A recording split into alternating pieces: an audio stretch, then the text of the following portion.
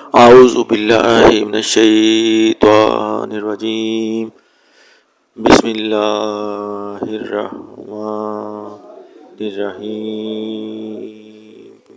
ہمارے رسول پاک صلی اللہ علیہ وسلم کی سیرت طیبہ کے حوالے سے قوم کے نونہالوں کے لیے سیرت طیبہ صلی اللہ علیہ وسلم کے سلسلے میں بیانات کا سلسلہ جاری ہے۔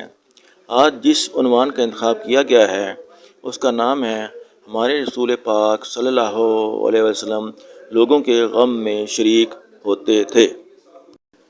ہمارے رسول پاک صلی اللہ علیہ وسلم لوگوں کے غم میں شریک ہوتے تھے۔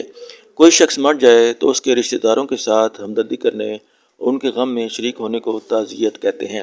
ہمارے رسول پاک صلی اللہ علیہ وسلم کسی کی موت کی خبر سنتے تو آپ صلی اللہ علیہ وسلم تعزیت کے لیے اس کے گھر تشریف لے جاتے، گھر والوں کو تسلی دیتے اور صبر کی تلقین فرماتے۔ مرنے والا مسلمان ہوتا تو آپ صلی اللہ علیہ وسلم اس کے جنازے میں بھی شریک ہوتے۔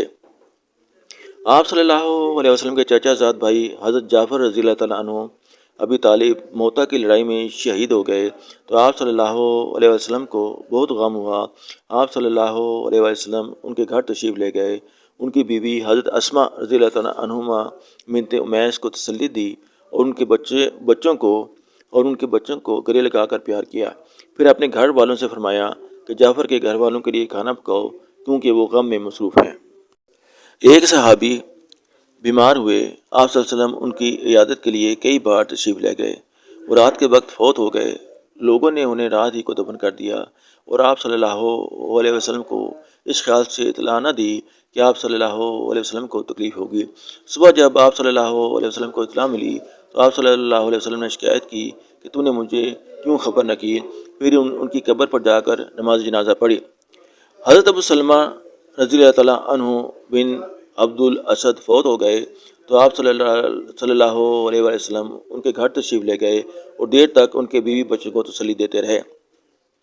بدر کی لڑائی سے پہلے حضرت اسد رضی اللہ تعالیٰ عنہ بن زرارہ انصاری فوت ہو گئے۔ آپ صلی اللہ علیہ وسلم کو خبر ملی تو بہت رنج ہوا، ان کے گھر تشریف لے گئے، رشتہ داروں کو تسلی دی اور فرمایا کہ قضا کا کوئی علاج نہیں۔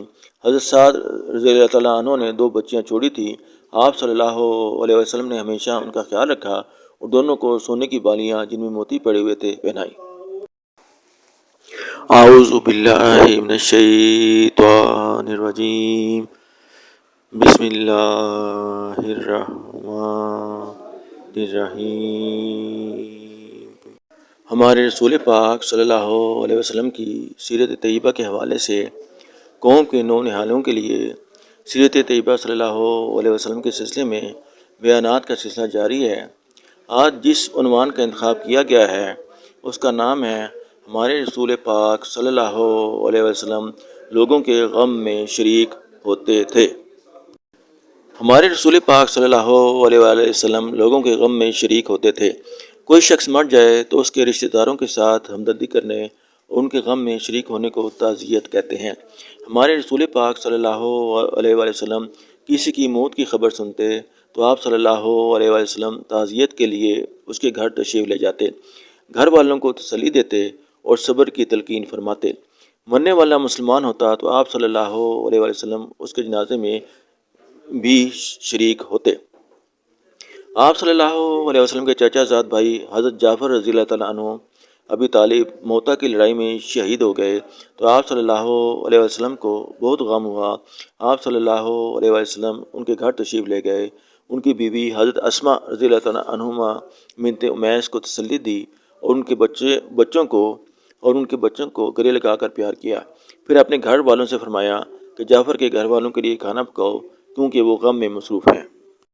ایک صحابی بیمار ہوئے، آپ صلی اللہ علیہ وسلم ان کی عیادت کے لیے کئی بار تشریف لے گئے، وہ رات کے وقت فوت ہو گئے، لوگوں نے انہیں رات ہی کو دفن کر دیا اور آپ صلی اللہ علیہ وسلم کو اس خیال سے اطلاع نہ دی کہ آپ صلی اللہ علیہ وسلم کو تکلیف ہوگی۔ صبح جب آپ صلی اللہ علیہ وسلم کو اطلاع ملی تو آپ صلی اللہ علیہ وسلم نے شکایت کی کہ تو نے مجھے کیوں خبر نہ کی؟ پھر ان کی قبر پر جا کر نماز جنازہ پڑھی۔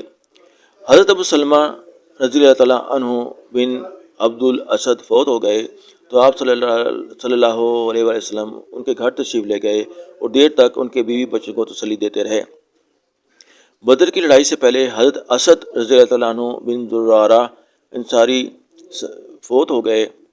آپ صلی اللہ علیہ وسلم کو خبر ملی تو بہت رنج ہوا، ان کے گھر تشریف لے گئے، رشتہ داروں کو تسلی دی۔ وہ فرمایا کہ قضاء کا کوئی علاج نہیں۔ حضرت سعد رضی اللہ عنہ نے 2 بچیاں چھوڑی تھیں۔